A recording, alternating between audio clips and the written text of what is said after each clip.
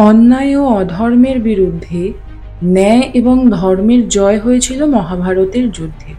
সে কথা আমরা সকলেই জানি।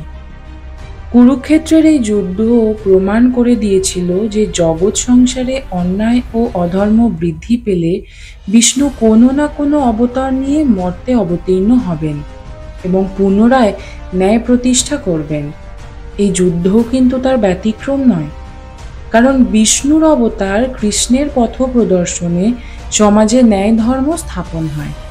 মহাভারতে এমন বহু ঘটনার উল্লেখ রয়েছে যা এখনো আমাদের মনে শিহরণ সৃষ্টি করে। এমনই একটি ঘটনা হলো যুদ্ধের পর কৃষ্ণের রথ পুড়ে যাওয়া। আপনারা কি জানেন, মহাভারতে যুদ্ধের পর দাউ দাউ করে জ্বলে উঠেছিল অর্জুনের রথ। চলুন আজকে আমরা সেই ঘটনাটি আপনাদের সামনে তুলে ধরব।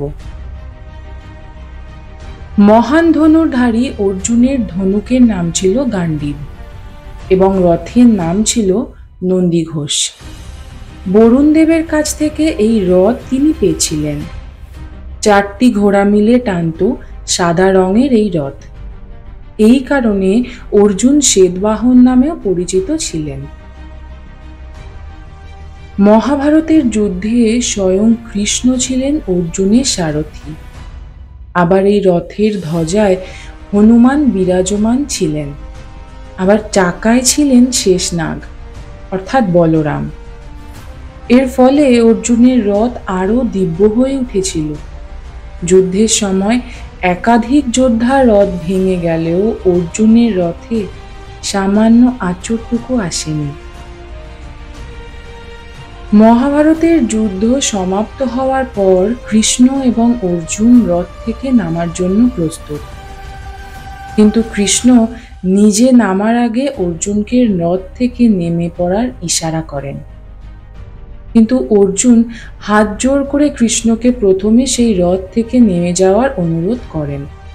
অর্জুনের অনুরোধ শুনে হাসি মুখে কৃষ্ণ তাকে বলেছিলেন যে তিনি অর্জুনের আগে রথ থেকে নেমে গেলে অঘটন ঘটতে পারে। কিন্তু অর্জুন কৃষ্ণের কথা বুঝতে পারেন না।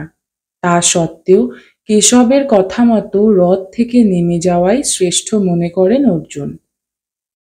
এরপর কৃষ্ণ ও ধ্বজায় সূক্ষ্মরূপে উপস্থিত বজরংবলী রথ থেকে নেমে যান। বজরংবলী নামার সঙ্গে সঙ্গে ওই রথ দাউ দাউ করে জ্বলে ওঠে। তা দেখে অর্জুন আকস্মিকভাবে চমকে ওঠেন এবং কৃষ্ণকে এর কারণ জিজ্ঞেস করেন। তখন কৃষ্ণ অর্জুনকে জানিয়েছিলেন যে এই রথ ভীষ্ম পিতামহ, দ্রোণাচার্য ও কর্ণের দিব্যাস্ত্রের আঘাতে অনেক আগেই পুড়ে গিয়েছিল। কর্ণের তীরে এই রথের সবচেয়ে বেশি ক্ষতি হয়। রথে স্বয়ং কৃষ্ণ বিরাজমান, ধ্বজায় বজরংবলী অবস্থান করছেন, তাই কোনো ক্ষতি হয়নি।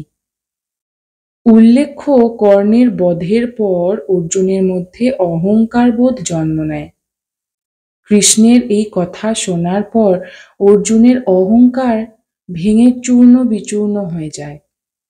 এরপর কৃষ্ণের সামনে নত মস্তক হন পার্থ। ভিডিওটি ভালো লাগলে অবশ্যই একটি লাইক ও চ্যানেলটিকে সাবস্ক্রাইব করে পাশে থাকার অনুরোধ রইল।